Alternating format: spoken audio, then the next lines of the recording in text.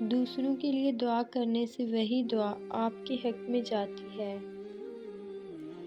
زندگی بدلنے کے لیے لڑنا پڑتا ہے اور آسان کرنے کے لیے سمجھنا پڑتا ہے۔ وقت آپ کا ہے، چاہو تو سونا بنا لو اور چاہو تو سونے میں گزار دو۔ دنیا، ہر وہ چیز جو اللہ سے غافل کر دے دنیا کہلاتی ہے۔ خوبصورتی تو ختم اور تبدیل ہو جاتی ہے، لیکن سیرت نہ تو ختم ہوتی ہے نہ تبدیل۔ مجھ کو معلوم نہیں انسان کی تعریف، مگر میری نظر میں وہ اچھا ہے جو کسی کو دکھ نہیں دیتا۔ عزت کے بغیر دنیا کی کسی محبت کا کوئی وجود نہیں۔ کسی دوسرے کی خاطر اپنی خوشی قربان کر دینا، یہ بھی انسانیت کی معراج ہے۔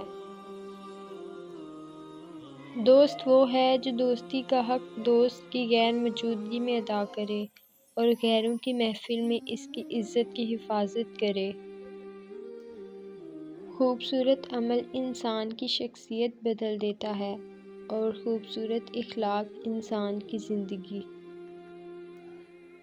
غرور اور ناشکری اللہ سے دور کرتے ہیں، جبکہ عاجزی اور شکر اللہ کا قرب نصیب کرتے ہیں۔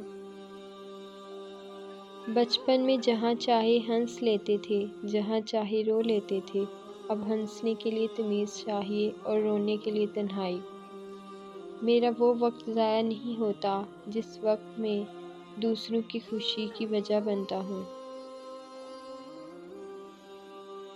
جب بھی کوئی مشکل آئی ہے، میں نے اپنے اللہ کو اپنے ساتھ پایا ہے۔ احساس تعلقات کی بنیاد ہیں، اور احساس ہمیشہ وہی شخص کرتا ہے جو خود غرض نہیں ہوتا۔ جاہل کی بکواس پر خاموش رہنا بھرپور جواب ہے۔